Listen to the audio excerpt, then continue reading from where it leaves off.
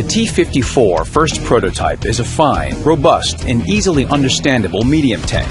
It's like an unlucky friend. You can rely on it, but it always attracts trouble. The key to mastering the new T-54 is to rely on luck as little as possible.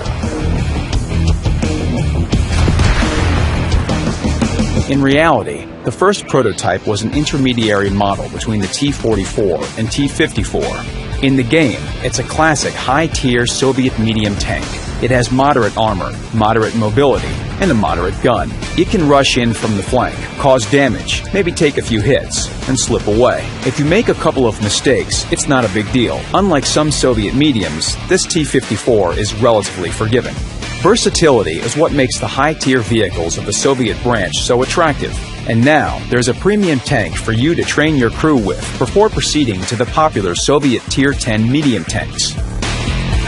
Of course, the first prototype has its notable features, but its gun is definitely not amongst them. It's no worse than its allies, but also no better. So let's give it a go. Here's the legendary Type 59, a worthy adversary. To ensure a fair test, the target is placed 200 meters from each. To keep it interesting, they'll be accompanied by a Super Pershing and an AMX CDC, shooting at the menacing E-100s. Their guns have a very similar armor penetration and cause almost the same damage. Their armor penetration values of 175 and 181 millimeters are just enough to penetrate the E-100's side with its tracks and side skirt. But with an average damage value of 250, it will take them a while to destroy it. That's not surprising though. It's a Tier 10 heavy tank. In 1 minute, the first prototype has fired 7 shots. However, the CDC has fired more. The Type 59 has managed only 6 shots. At last, the first E-100 is destroyed during the second minute, but anyone can hurt a poor German heavy by shooting its side hull. What if they shoot it in the front? No luck. Their AP shells don't have sufficient penetration, even for the lower glacis plate. It seems that the new E-100 isn't as helpless as the last one. Time to switch to APCR rounds. With 235mm penetration, they punch through the lower glacis plate like darts through cardboard. After 2 E-100s have been destroyed, we can compare the results. It looks like the first prototype's accuracy is even higher than the Type 59's, and the vehicle's official stats reflect this. Now, the third E-100. This one looks less confident than the previous ones. Hold on, why is everyone shooting except the T-54? The E-100 is almost destroyed. The T-54 is out of ammo. The T-54 fired all 34 rounds in less than 5 minutes. Will the T-54 lose out to the Type 59 in such an awkward way? But the gun of the Chinese tank goes silent as well.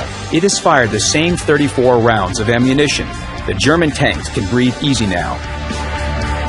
Well, the first prototype destroyed 2 full HP E-100s, along with the other tanks. Its gun is far from perfect, but it's typical of many Soviet guns. It's inaccurate, and the average damage per shot is low, but the damage per minute is quite good. There's also a myth that Soviet vehicles hit their targets without aiming.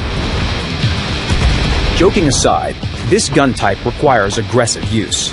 This is what the other parts of the vehicle are needed for, and where its peculiar features lie. The first prototype leans more towards the style of a heavy tank. It's more armored and a little bit slower than most medium tanks. Its engine is quite weak. With 520 horsepower, the T-54 can accelerate up to 44 kilometers per hour according to its credentials, and up to 35 to 40 kilometers per hour in practice. Its speed may be low, but it's very agile. A couple of circles at 42 degrees per second will give you motion sickness.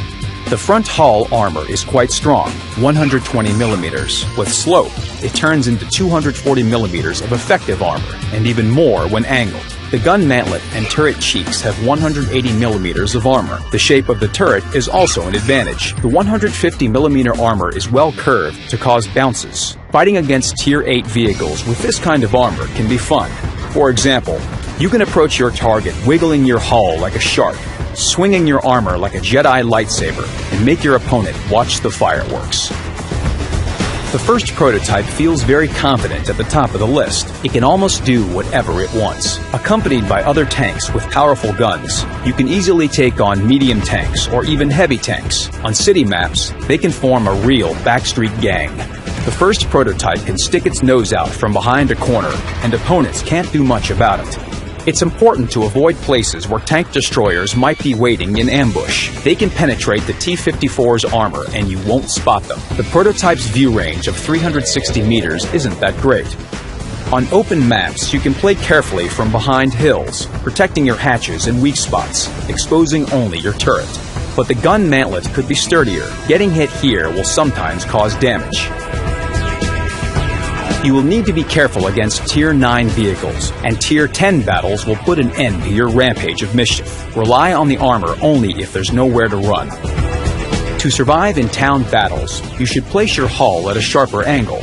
Your armor will be fairly effective against medium tanks, but both front hull and turret can be easily penetrated by high-tier heavy tanks and TDs. That's why caution and cunning will be your main defense for the first prototype.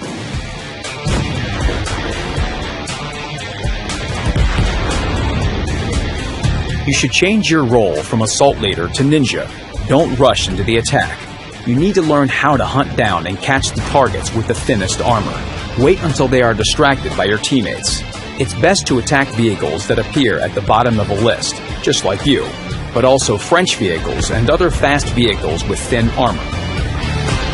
Of course, you won't be able to switch flanks quickly like the CDC, but the first prototype isn't as restricted as the Luva, which gets only one chance to choose which flank it will go to. So the characteristics of the first prototype and its balance weight turn it into two completely different tanks with their own gameplay style. It can either be a sturdy assault medium tank in Tier 8 battles, aggressive, quick firing, and fun, or it can be a crafty hunter amongst Tier 10 vehicles, an assassin that preys on the weakest opponents, and receives a lot of credits and experience for this.